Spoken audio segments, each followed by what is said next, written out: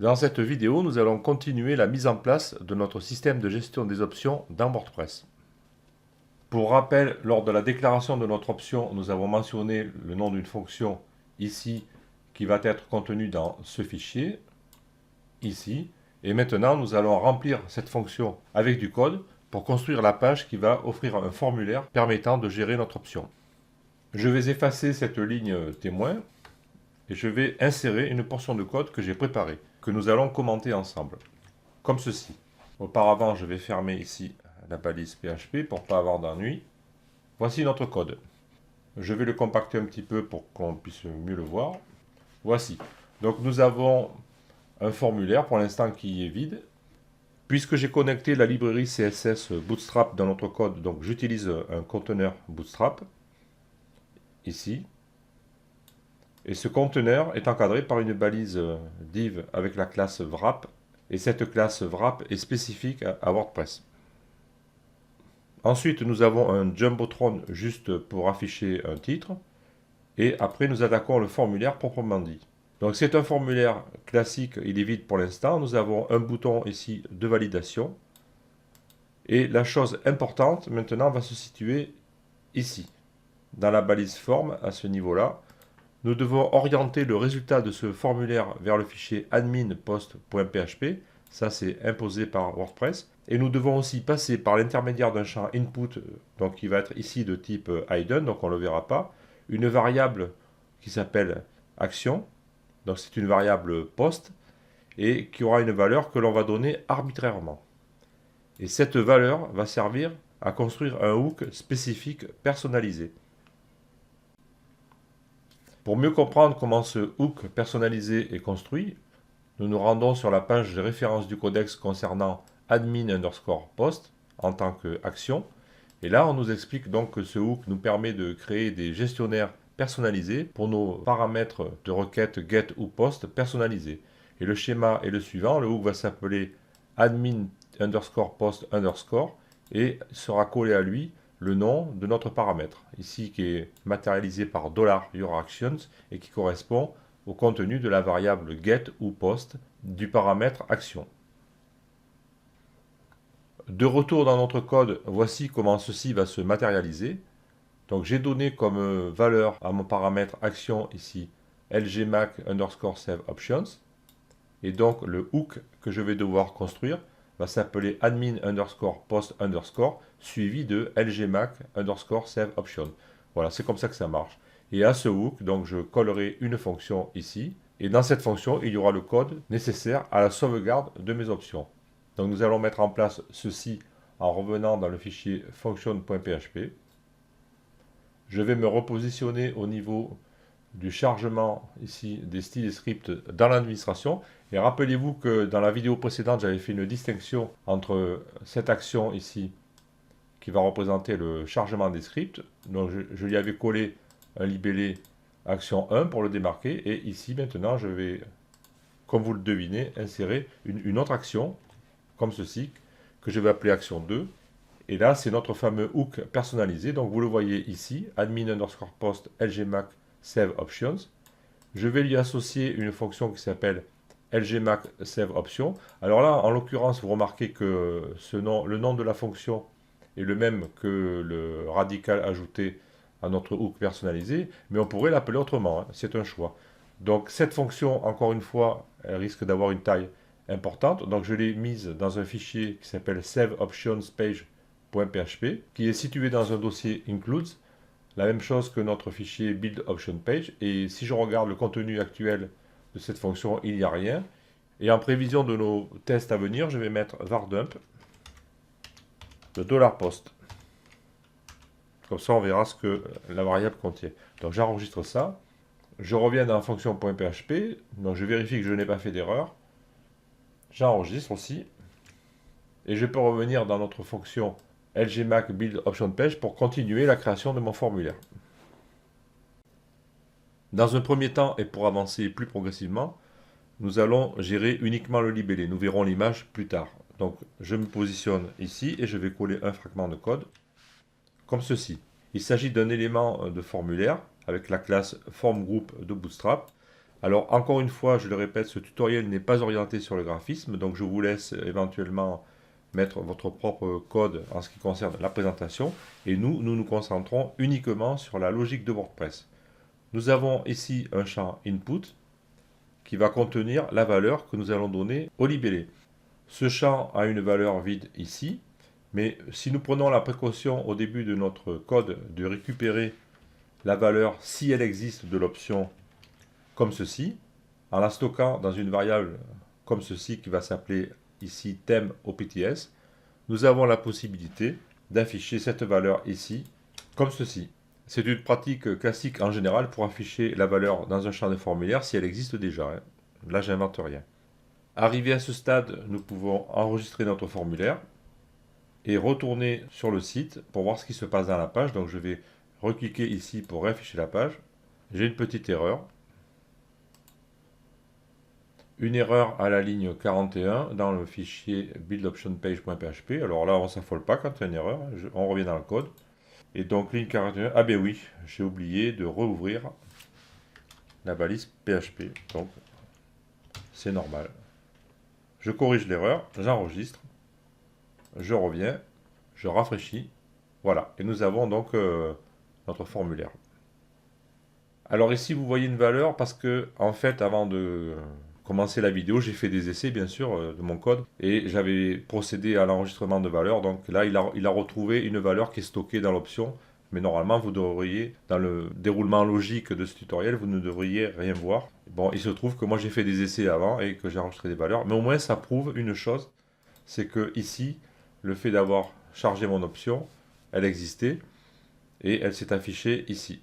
Donc ça prouve au moins cette chose. Donc là, pour le déroulement logique du tutoriel, si vous faites des opérations chez vous, à ce stade-là, vous ne verriez rien. Donc je vais effacer ceci, je vais taper Toto et je vais cliquer sur mettre à jour. Alors logiquement, si tout se passe bien, puisque rappelez-vous que j'ai mis en place ici dans function.php le fameux hook personnalisé et je l'ai raccordé à la fonction qui se trouve dans ce fichier. Et donc pour l'instant, d'ailleurs, tiens, ça va pas marcher là, parce que vardimp, ça n'existe pas, donc c'est plutôt vardump. Donc j'enregistre, j'ai bien fait de venir voir. Je reviens sur mon site, et si je clique maintenant sur mettre à jour les options, je devrais voir le vidage de la variable $post. C'est ce qui se passe.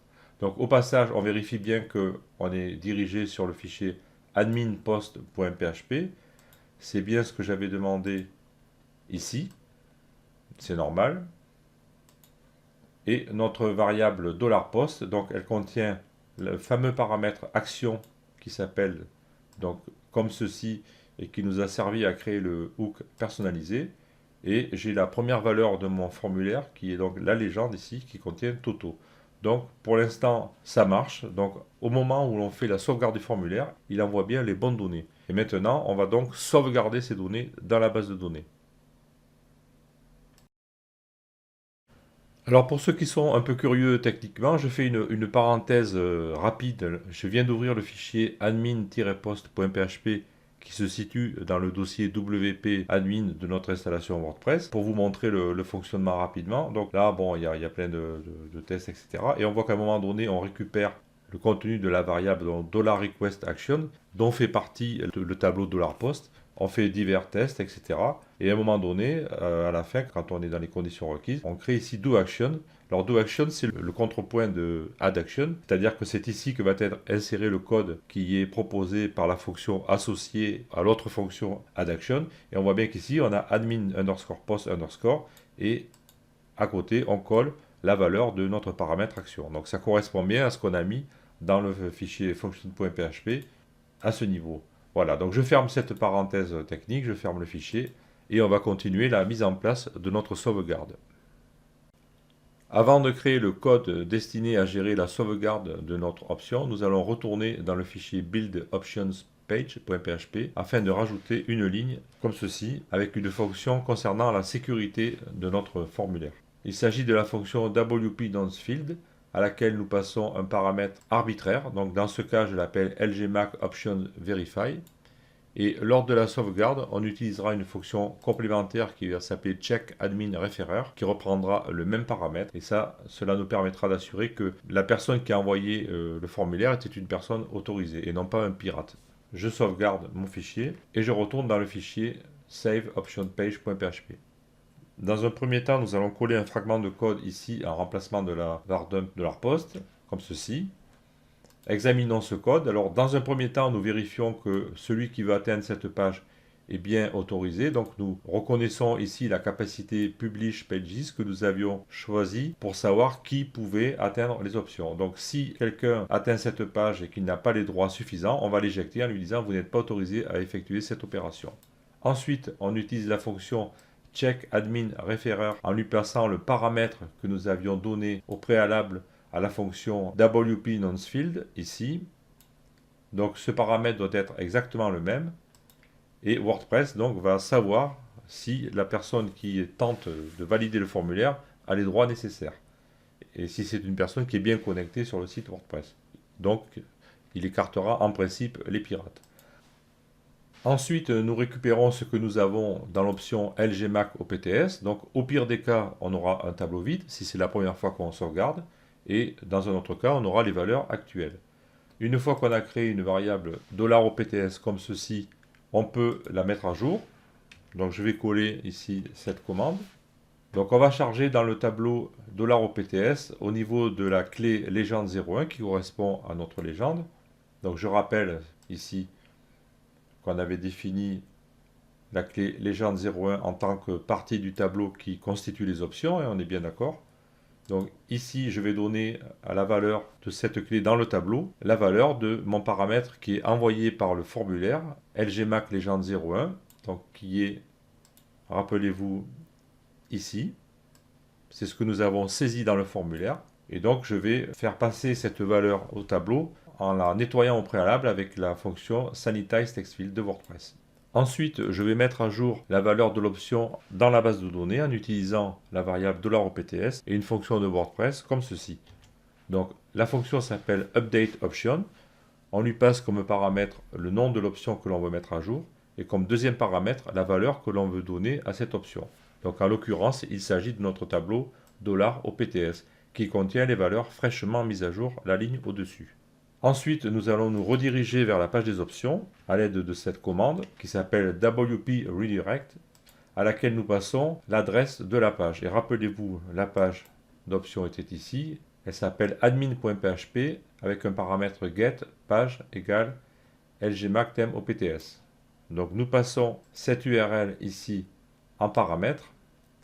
Nous avons rajouté un paramètre get qui s'appelle status et qui a la valeur 1, et nous allons voir pourquoi de suite. Au passage, nous utilisons la fonction de WordPress admin URL qui pointe vers le dossier WP admin de notre installation WordPress, le dossier qui contient ce fameux fichier. Si nous faisons un bref passage sur le codex de WordPress à la page concernant la fonction WP Redirect, on nous apprend que cette fonction ne sort pas automatiquement et doit être toujours suivie par un appel à exit ici. C'est pour cela que j'ai rajouté exit ici. Notre fonction est maintenant prête à enregistrer les options. Auparavant, nous allons compléter le formulaire puisque, rappelez-vous, j'avais rajouté un paramètre get qui s'appelle status avec la valeur 1 ici dans ce cas. Donc nous allons revenir dans le formulaire et ici, juste au début, après l'ouverture du conteneur, nous allons rajouter ce morceau de code.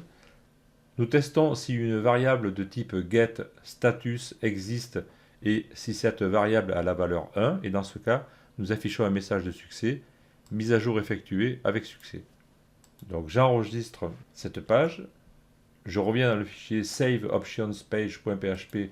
Je jette un dernier coup d'œil. Apparemment, tout est bon. Je le sauvegarde. Je reviens au niveau de mon site. Je recharge la page d'options. Là, je vais taper Toto, par exemple, et je vais cliquer sur le bouton. Je ne vois pas d'erreur. Je vois bien mon message mise à jour effectué avec succès, et je vois qu'il a rechargé la valeur que j'avais donnée. Nous pouvons aller faire un tour au niveau de PHPMyAdmin dans la base de données et examiner la table WP Options, comme ceci. Donc je vais la classer par index primaire décroissant. Je vais partir à la recherche de mon option qui est ici.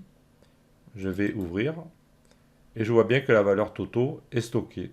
Donc tout va bien. Nous avons réussi à sauvegarder notre option. Je peux la rechanger. Je l'enregistre. Je peux revenir ici, rafraîchir, re-examiner mon option. Voilà, je vois bien que ça fonctionne. Donc maintenant, j'ai mis en place un système de gestion et sauvegarde des options dans WordPress. Avant de terminer cette vidéo, nous allons examiner un effet collatéral causé par la librairie Bootstrap au niveau de notre tableau de bord dans la page Réglages, ici. Nous voyons que certaines zones sont affichées en rouge. Il s'agit en fait de balises HTML code, comme nous voyons ici, et ces balises sont interprétées d'une certaine manière dans Bootstrap, on le voit ici. Je fais référence à la page de style Bootstrap et on voit qu'il met une couleur rouge, etc. Si cela doit poser un problème, on peut décider à ce moment-là que la librairie CSS Bootstrap ne sera chargée que pour la page option du thème. Pour faire ceci, je me rends à nouveau dans le fichier function.php et au niveau de notre partie action 1, ici, celle qui charge les scripts et les styles dans l'administration, en l'occurrence le fichier bootstrap.min.css. Donc dans cette partie, nous allons insérer un test comme ceci. Nous examinons si la variable getPage n'existe pas et si cette variable page n'a pas la valeur lgmacThèmeOPTS, c'est-à-dire si nous ne sommes pas sur la page de gestion des options, à ce moment-là, la fonction envoie return. Nous enregistrons bien sûr. On repasse sur le site. Donc je vais recharger les options ici en cliquant sur le lien du menu. Je vois que j'ai toujours le jumbotron, donc Bootstrap fonctionne toujours. Par contre, si je vais sur la page réglage à nouveau, à ce moment-là, je retrouve la couleur d'origine donnée par WordPress. Donc j'ai restreint l'action de la librairie Bootstrap uniquement à la page des options. Dans cette vidéo, nous avons vu comment créer le formulaire de gestion de nos options et comment créer la sauvegarde en utilisant les fonctions dédiées de WordPress. Dans la prochaine vidéo, nous allons rajouter à notre système d'options le choix d'une image en utilisant le Media Uploader de WordPress.